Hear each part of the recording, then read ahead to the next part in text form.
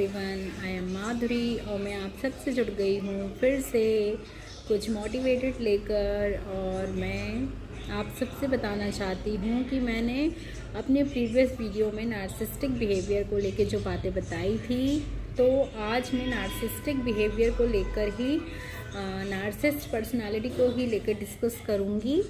But आज मैं बताऊँगी कि मैं नार्सिसिस्टिक बिहेवियर वाले पर्सन से अपने आप को प्रोटेक्ट कैसे कर पाई, अपने मेंटल पीस को कैसे गेन कर पाई, अपने आप को सेल्फ लव में मैंने कैसे लाया और कैसे यूनिवर्स ने, डिवाइन ने खुद मेरी हेल्प करी उससे कम आउट करने के लिए।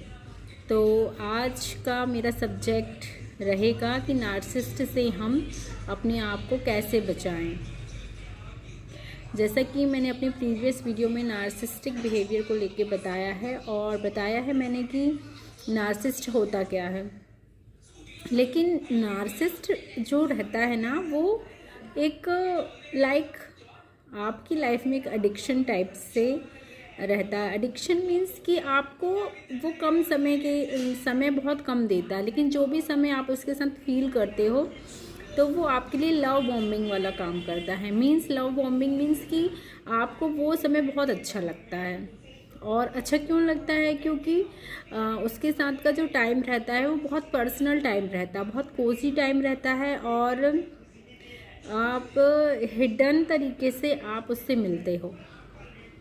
तो एक नार्सिसिस्ट को भी सेंसेशन पसंद रहता है। सेंसेशन मीन्स कि हिडन रिलेशनशिप उसको पसंद रहते हैं कि लोग ना जाने, और मीन्स कि जब तक कि कोई भी रिलेशनशिप हिडन रहता है तो नार्सिसिस्ट वहाँ पे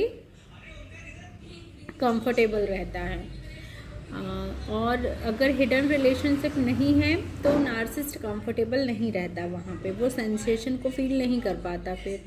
तो नार्सिसिस्टिक बिहेवियर के बारे में तो मैंने बताया है कि नार्सिसिस्ट होता कैसा है। तो नार्सिसिस्ट का एक जो रहता है कि नार्सिसिस्ट को, और नार्सिसिस्ट ऑलरेडी अगर मैरिड होता है तो उसको एक्स्ट्रा मैरिटल अफेयर बहुत ज़्यादा पसंद होते हैं। और उसके एक्स्ट्रा मैरिटल अफेयर सिर्फ एक जन के साथ नहीं होते, उसके एक्स्ट्रा मैरिटल अफेयर एक ही टाइम में कई जगह चलते रहते हैं। और वो उन सभी लोगों से उस टाइम में ये बोलता है कि मैं आपकी बदनामी नहीं करवाना चाहता हूँ समाज में, इसलिए मैं इस जो भी हमारे पीछे उसको हिडन रखना चाहता हूँ। और जैसे कभी किसी को पता चल भी जाता है तो वो फिर इन लोगों के सामने आने से बचता है। मीन्स उसको बहुत डर रहता है कि कहीं उसका ये हिडन अफेयर लोगों को पता ना चल जाए। और जब हिडन अफेयर पता चल भी जाता है तो फिर उसका वो सेंसेशन है जो वो ख़त्म हो जाता है। तो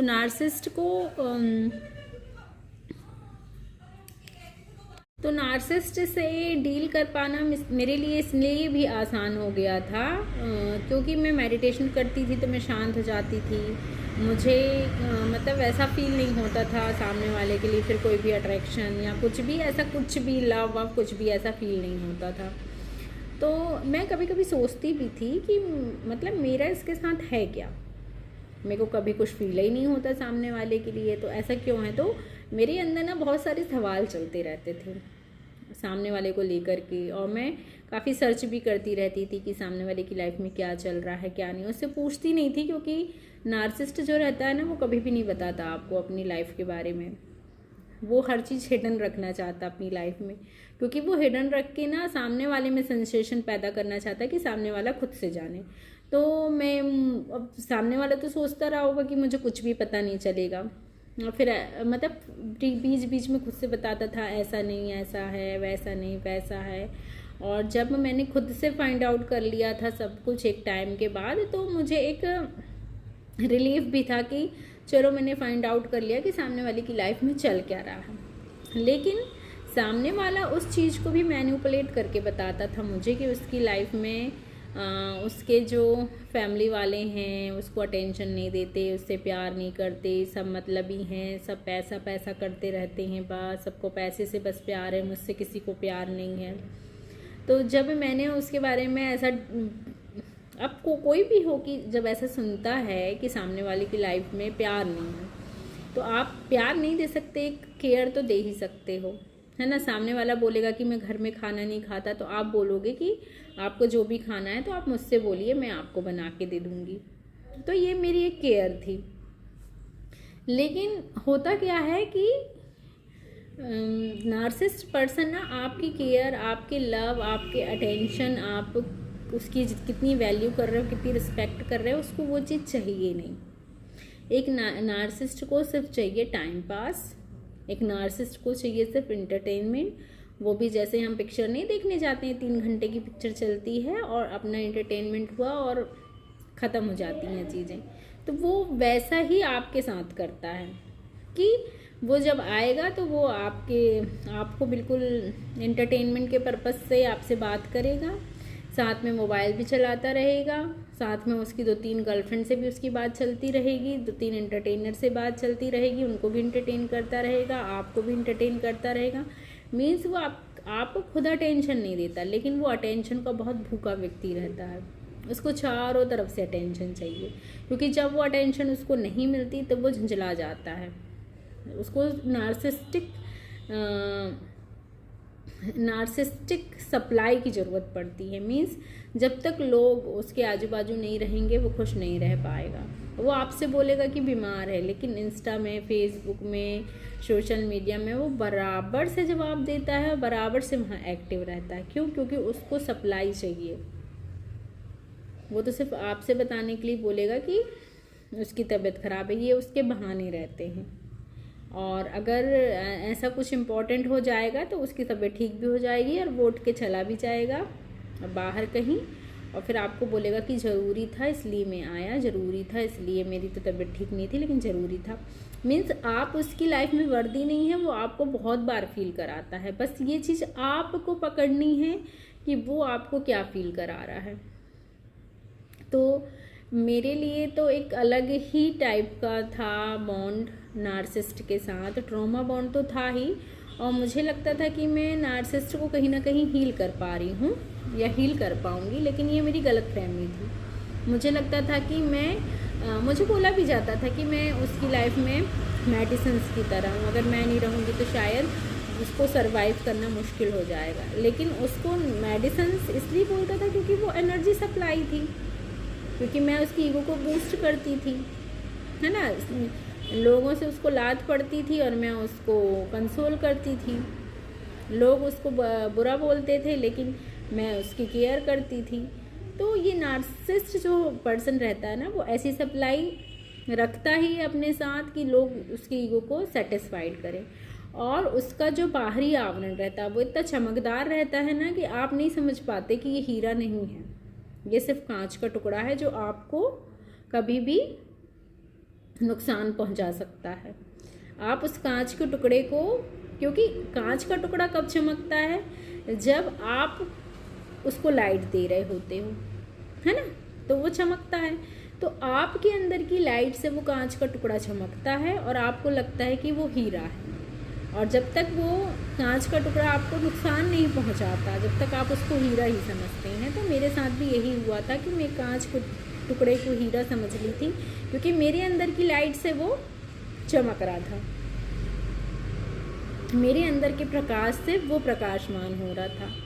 तो मुझे डिकोड कर, उसका नार्सिसिस्टिक बिहेवियर मैं पूरा डिकोड कर पाती थी, और मैं उसके मुंह पे भी कई बार बोलती थी कि आपका ऐसा ऐसा है, क्योंकि मैं बातें पकड़ने में बहुत ही महारत हासिल करके रखी हूँ।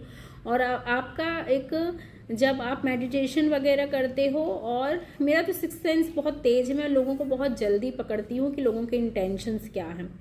मैं सामने वाले का इंटेंशन समझती थी कि उसको मुझसे मतलब रहता है तो मुझसे बात करता है, उससे मुझको मतलब है इसलिए वो मेरे लिए कुछ कर रहा है। और फिर वो जब उस मतलब को बताता था, उस मतलब को निकालता था, तो वो उसके बदले में जैसे कुछ कर भी रहा है आपके लिए, है ना। जैसे आपने उसकी कुछ हेल्प कर दी और उसके बदले में वो आपकी हेल्प कर रहा है। आप तो उसको कभी एहसान नहीं बताओगे, लेकिन सामने वाला व्यक्ति उस चीज़ को ज़रूर एहसान के तरीके से बताएगा कि मैंने ऐसा किया। मैं एक एग्ज़ाम्पल देना चाहूँगी कि सामने वाला व्यक्ति अगर दोपहर में खाना नहीं खा रहा है, ठीक है, लेकिन अगर वो दोपहर में आपका कुछ काम कर रहा है तो वो आपको एहसान जताने के लिए क्या बोलेगा कि मैं तो खाना तक नहीं खाया और मैं आपका काम कराने आ गया।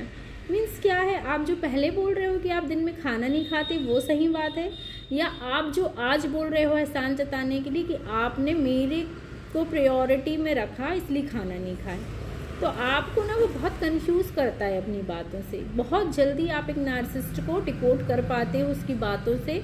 अगर आप में थोड़ा बहुत भी विजडम है तो आप बहुत जल्दी डिकोड कर पाओगे उसको। तो मैं तो शुरू से ही सामने वाले को डिकोड कर ली थी कि इसके बिहेवियर में तो ज़रूर कुछ ना कुछ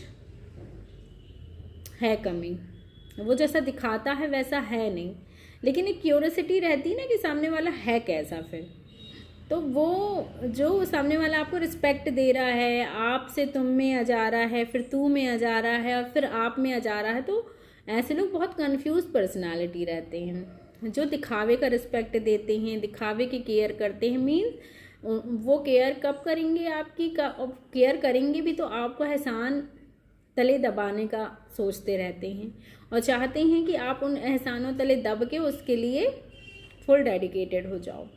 तो मैं तो छोटी छोटी बातें जब समझी और जब मैं क्वेश्चनिंग करती थी तो सामने वाले का एक अलग वो आता था कि आप विश्वास नहीं करते मेरे ऊपर, आपको विश्वास नहीं है, आप नहीं समझ सकते, मुझे कोई नहीं समझ सकता। मीन्स फिर जब आप उसको क्वेश्चनिंग करोगे तो उसका जवाब यही आता कि आप कोई नहीं समझता उसको, जैसे सब हैं उसकी लाइफ में वैसे आप भी हो। मीन्स आपको भी वही पायदान में रखेगा, आपको भी उसी पैमाने पे रखेगा जहाँ सबको रख रहा है।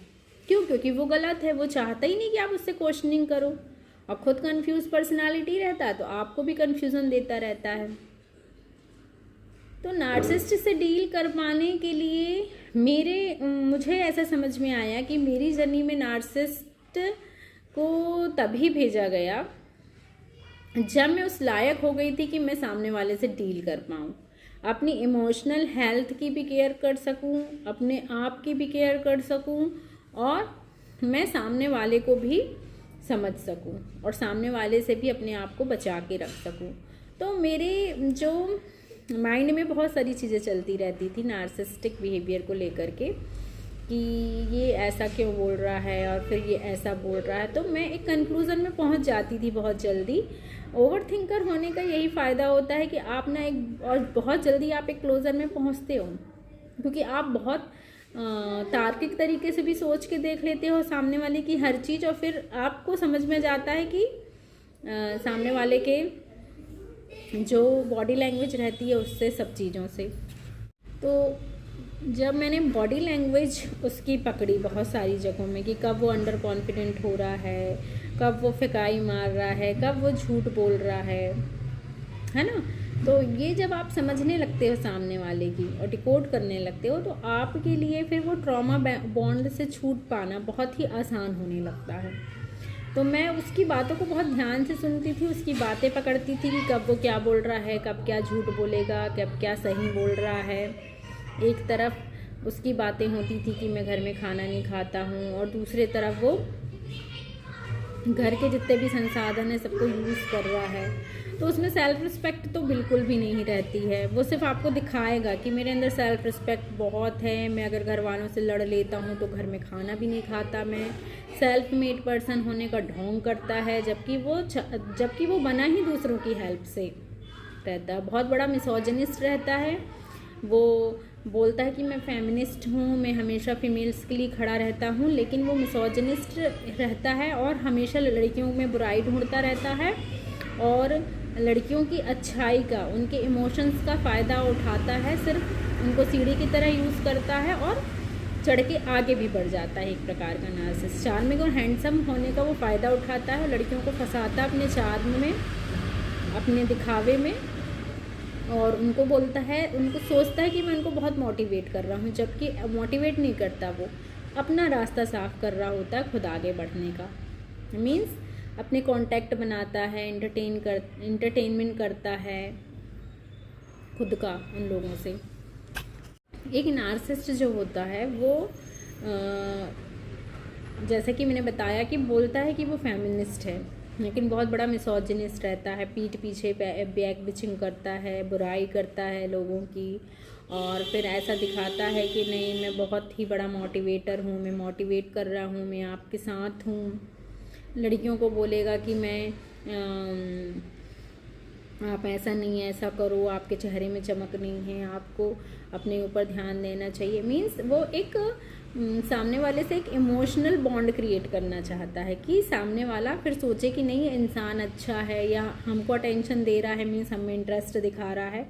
तो ये सब चीज़ें करता है वो, और सिर्फ इसलिए करता है कि उसके कॉन्टैक्ट बनते हैं, उसकी प्रोफेशनल लाइफ में कॉन्टैक्ट बनाता है वो, ताकि उसको काम मिले। और उन्हीं लड़कियों से उसका घर चल रहा होता है, लेकिन उन्हीं लड़कियों को फिर वो औकात दिखाता है, बुराई बताता है उनकी कि इनकी कोई औकात नहीं है।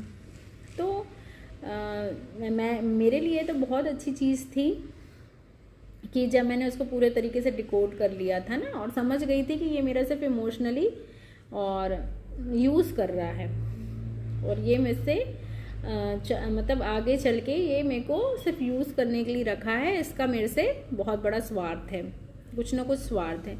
तो वो भगवान को जब मेरी हेल्प करनी थी ना, तो भगवान ने खुद से आके, कहना चाहिए कि खुद से आके खड़े होके मेरे लिए वो हेल्प लाए। और मैंने जब सामने वाले को आजमाने के लिए बोला कि नहीं मुझे तुम्हारे साथ नहीं रहना है, और मैंने कुछ लाइफ में जानबूझ के ऐसे डिसीजन लिए जो उसकी लाइफ में भी ऑलरेडी चल रही थी, जो चीज़ें मैंने भी सेम वही की, है ना। क्योंकि उसकी लाइफ में जो चीज़ें चल रही थी, बहुत सारी लड़कियाँ, उसके रिलेशंस, उसकी फैमिली, सब कुछ उसके लिए इम्पॉर्टेंट था मुझे छोड़ कर के, है ना। तो जब मैंने उसको छोड़ने की बात करी ना, कि जब मैं वर्थी नहीं फील कर पा रही हूँ तुम्हारे साथ, तो मैं छोड़ देती हूँ, मैं बहुत अच्छा डिज़र्व करती हूँ। तो सामने वाले का रिएक्शन देखना था मुझे कि सामने वाला रिएक्ट कैसे करता। तो सामने वाले का रिएक्शन क्या था पता?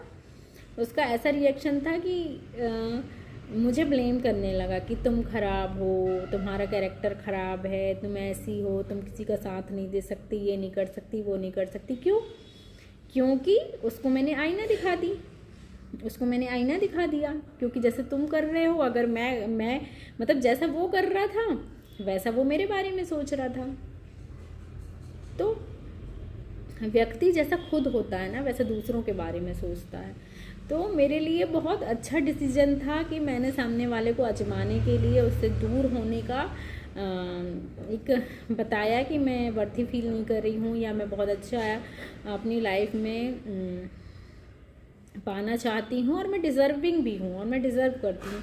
तो सामने वाले को बोलना था ना, आप जो भी डिज़र्व करती हो, मैं जानता हूँ तुम वर्थी हो, और मैं सब कुछ करने की कोशिश करूँगा। नहीं, क्योंकि नार्सिसिस्ट ना कभी नहीं बोलना चाहता कि मैं सब तुम्हारा प्रोवाइडर बनूँगा या प्रोटेक्टर बनूँगा, कुछ नहीं। वो सिर्फ ये चाहता है कि तुम उसके सामने झोली फैला के खड़े रहो, भीख मांगते रहो बात करने के लिए, एक मैसेज के लिए। और वो तुमको हफ्ता 15 दिन में एक बार खुद से फ़ोन लगा के बात कर लेगा, और आपको ऐसा फील कराएगा कि जैसे उसने बहुत बड़ा एहसान कर दिया हो आपके ऊपर। तो नार्सिसिस्ट का जो बिहेवियर मुझे समझ में आ गया था, और मैं बाकायदा सामने वाले को पॉइंट आउट करती थी, हर चीज़ के लिए बताती थी कि ये तुम्हारे बारे में ऐसी ऐसी चीज़ें मुझे समझ में आ रही है, और तुम में ईगो है, सेल्फ रिस्पेक्ट नहीं, इसको ईगो कहेंगे। क्योंकि जिसमें सेल्फ रिस्पेक्ट होता है ना बंदे में, वो दूसरे की रिस्पेक्ट भी करता है, दूसरे को कभी भी नीचा नहीं दिखाता। और उसकी बातों से इसके जो सेंटेंस रहते थे ना छोटे छोटे, उससे मैं डिकोड कर लेती थी कि सामने वाला एक ईगो से रूल करने वाला बंदा है। लेकिन वही है कि नार्सिसिस्ट के साथ आप ट्रॉमा बॉन्ड में बंध जाते हो, उसकी बीमारी, उसकी लाचारी, उसका चाइल्डहुड ट्रॉमा, आप सोचते हो एक एज एन एम्पैथ। और मैं सोचती भी थी कि मैं हील कर लूँगी, जो कि मेरी सबसे बड़ी गलती थी। इस पर भी वीडियो बनाऊँगी कि मैंने हील करने के लिए क्या क्या टूल्स और टेक्निक्स अपनाए थे। और मैं चाहती थी कि सामने वाला हील हो, एक अच्छा पर्सन बने, लेकिन इम्पॉसिबल है उस पर्सन को अच्छा पर्सन बनाना। एक नार्सिसिस्ट आपकी ज़िंदगी तबाह कर देगा, आपका खून निकाल देगा, लेकिन आप उसको कांच के टुकड़े से हीरा नहीं बना सकते। तो नार्सिसिस्ट से बचने के लिए जो भगवान ने मेरी जर्नी में, स्पिरिचुअल जर्नी में जो चीज़ें इंक्लूड की कराए, और मैं उनके डेडिकेटेड होके जो मेडिटेशन वगैरह करने लगी, योगा करने लगी, अपने पीस ऑफ माइंड में रहने लगी थी, तो उसके कारण मुझे काफ़ी रिलीफ था नार्सिसिस्ट से, नार्सिस्टिक बिहेवियर से। वो जब भी मेरे ऊपर चिल्लाता था या गुस्सा बताता था तो मैं सीधे बोलती थी कि मैं उसको कंसोल नहीं करती थी। पहले बोलती थी कि मैं तुम्हारा कचरा या तुम्हारा गुस्सा मैं नहीं लूँगी, तुम 10 जगह का गुस्सा मेरे ऊपर नहीं उतार सकती। और नार्सिसिस्ट को ये चाहिए, गुस्सा दिखा, मतलब अपना गुस्सा दिखाने वाला, अपनी चीज़ें। वो तो शुरू में तो मैं सोचती थी कि नहीं यार सामने वाले को ज़रूरत है, लेकिन फिर उसका पैटर्न समझी कि कहीं का गुस्सा तुम मुझ पर उतारोगे तो भैया नहीं है। हाँ, अगर सामने वाला व्यक्ति मुझसे प्यार बताता, मेरे लिए हर जगह अवेलेबल होता, तो शायद मैं उसको सहती भी, है ना, कि उसका गुस्सा वो किसी पे नहीं उतार पाएगा। तो लेकिन अननेसेसरी का गुस्सा और अननेसेसरी की चीज़ें आप मेरे ऊपर निकालोगे तो मैं इतनी बेवकूफ़ नहीं हूँ जो सहूँगी। कंसोल करना ठीक है, किसी को भी आप कर सकते हो कंसोल, लेकिन आप एक डस्टबिन नहीं बन सकते किसी की भी, कि पूरा कचरा आपके ऊपर उड़ेला जा रहा है और आपको डस्टबिन की तरह यूज़ किया जा रहा है बस कचरा उड़ेलने के लिए। तो आपकी वर्थ आपको पता जब चल जाती है ना, तो नार्सिसिस्ट से बाहर निकलना बहुत आसान हो जाता है। और जो नार्सिसिस्ट रहता है ना, जो आपका एक हिडन रिलेशनशिप बना के रखना चाहता है आपसे, कि लोगों को पता ना चले कि उससे आपकी बात होती है या उसका आपका कुछ अफेयर चल रहा है या कुछ भी ऐसा, तो जब आप उसको ना ऐसे रिवील करने लगते हो ना दूसरों के सामने, तो वो नार्सिसिस्ट आपसे फिर डरने लगता है खुद से। और आपके लिए ज़रूरी है कि नार्सिसिस्ट जब आपसे बात करता है और आपको ऐसा लगता है कि कोई भी व्यक्ति नार्सिसिस्ट है और आप किसी ट्रॉमा बॉन्ड के कारण से जुड़े हो, तो आप प्लीज़ सामने वाले के मैसेजेस रखिए। सामने वाला जो कुछ भी भेजता है उस पॉइंट को, आप तो है ही नार्सिसिस्ट के साथ, आपको इस चीज़ को बताने में कोई शर्म नहीं आनी चाहिए कि आप एक नार्सिसिस्ट को डील कर रहे थे। मुझे तो नहीं आई बिल्कुल भी शर्म, या मुझे लोक लाज समाज का डर नहीं है। मैं बिल्कुल मोटिवेटर हूँ और मैं मेंटल पीस की बात करती हूँ, और मेंटल पीस में आना सबसे बड़ा अचीवमेंट है मेरे लिए। तो लोग इसको कैसे देखते हैं मुझे नहीं पता, लेकिन मैंने जो अचीवमेंट पाया है मेंटल पीस लाके, सेल्फ केयर, सेल्फ लव वाली अवस्था में आके जो चीज़ पाया है मैंने, तो मैं चाहूँगी कि कोई भी ऐसे रिलेशनशिप में ना बंधे। और इसलिए मैं नार्सिस्टिक बिहेवियर को लेके, नार्सिसिस्ट से बचने के लिए और नार्सिस्टिक कंडीशन में फंसने पर आप अपने आप को कैसे निकाल सकते हो, उसके लिए मैं ये वीडियो बना रही हूँ। और मैं जानती हूँ कि कुछ लोगों को ये वीडियो नहीं समझ में आएगा, क्योंकि लोगों को समझ पाना, मैंने बहुत ही ज़्यादा लोगों को स्टडी किया है कि किसका बिहेवियर कैसा है, कौन किस पर्सनालिटी का है, तो तभी मैं डिकोड कर पाई हूँ कि जिस व्यक्ति से मैं डील कर रही थी वो नार्सिस्टिक पर्सन था, नार्सिस्ट था वो एक। तो नार्सिसिस्ट को समझने के लिए, नार्सिस्टिक बिहेवियर को समझने के लिए आपको मेरे प्रीवियस वीडियो भी देखने पड़ेंगे, तभी आप समझ पाओगे कि आप अगर किसी नार्सिसिस्ट से डील कर रहे हो तो आप उससे कैसे कम आउट कर सकते हो। तो मेडिटेशन करना, अपने आप को मेंटल पीस में रखना, सेल्फ केयर में लाना, खुद को, खुद की सेल्फ रिस्पेक्ट करना और खुद को वर्थी समझना सबसे पहले ज़रूरी है। और सामने वाले की अप्रूवल आपके लिए कोई मायने नहीं रखनी चाहिए। और मेरे साथ तो ये हुआ था ना कि नार्सिसिस्ट कभी नहीं चाहता कि उसका एनर्जी सप्लाई बंद हो, खासकर एक एम्पाथ जो उसकी लाइफ में रहता है ना, जो उसको अंदर से बहुत अच्छे से जानता भी है, उसके बाद भी उसके साथ रहता है, तो एम्पाथ को तो वो अपनी लाइफ से बिल्कुल भी जाने नहीं देना चाहता। तो मेरी लाइफ में जो नार्सिसिस्ट था वो बाकायदा रात में मैसेजेस करना, लेकिन मेरे तरफ से ऐसा हो गया था ना कि मैं इतनी अपने आप को स्ट्रॉन्ग बना चुकी थी उस टाइम तक कि मुझे अब इसको कोई भी रिस्पॉन्स नहीं देना है। ना मैंने कहीं से उसको ब्लॉक किया, ना ही मैंने उससे कोई फिर बाद में बहस की। मैंने सिर्फ इतना ही बोला कि अगर आप मेरे साथ कोई रिलेशनशिप में हैं तो वो रिलेशनशिप क्या है उसको पहले आप क्लियर कीजिए, जब आप क्लियर अपने आप में क्लियर हो जाएंगे तो आप मुझे बताइए, और अगर आप क्लियर नहीं हैं तो आप प्लीज़ मुझसे बात मत कीजिए, मुझसे कोई भी रिलेशनशिप आपको रखने की ज़रूरत नहीं है। और नार्सिसिस्ट को ना बहुत दुख होता है कोई सप्लाई उसके पास से चला जाता है तो, और नार्सिसिस्ट को एनर्जी तो चाहिए, उसके ईगो को बूस्ट करने वाला चाहिए, और मैं कर भी रही थी उसकी ईगो को बूस्ट। तो मैं उस नार्सिसिस्ट में एक छोटा सा बच्चा देखती थी, और मैं बस उसकी मम्मा बनना चाहती थी कि मेरा बच्चा कैसा भी है लेकिन मैं उसकी मम्मा हूँ, उसको सही सीख दे दूँगी। तो भाई मैं किसी की मम्मा नहीं बन सकती। नार्सिसिस्ट को समझा पाना, नार्सिसिस्ट को अंधेरे से उजाले की तरफ लाना पॉसिबल ही नहीं है। और मैं ये सोचती थी कि मैं अंधेरे से उसको उजाले की तरफ ला दूँगी। मैंने उसको कई टूल्स और टेक्निक्स भी बताए कि आप मेडिटेशन करो, मेंटल पीस में आओ, तब आपको समझ में आएगा कि आपका बिहेवियर कैसा रहता है लोगों के प्रति, आपका नेचर कैसा है। नार्सिसिस्ट बिहेवियर भी होता है और नार्सिसिस्ट नेचर भी होता है। तो मैं तो जिससे डील कर रही थी ना वो तो नेचर ही था, तो वो तो नहीं सुधरेगा नेचर, और क्या पता कैसे लोग ऐसे पर्सन्स के साथ रह जाते हैं। मैं तो कभी भी, अच्छा हुआ कि मैं परमानेंट नहीं थी उसकी लाइफ में, मैं टेम्परेरी थी तो मैं बच पाई, क्योंकि परमानेंट लोग ना बंध के रह जाते हैं नार्सिसिस्टों के साथ, फिर एक ट्रॉमा बॉन्ड, क्योंकि वो वैसा फीड ही करता है सामने वाले को कि थोड़ा थोड़ा देता है, थोड़ा थोड़ा देता है।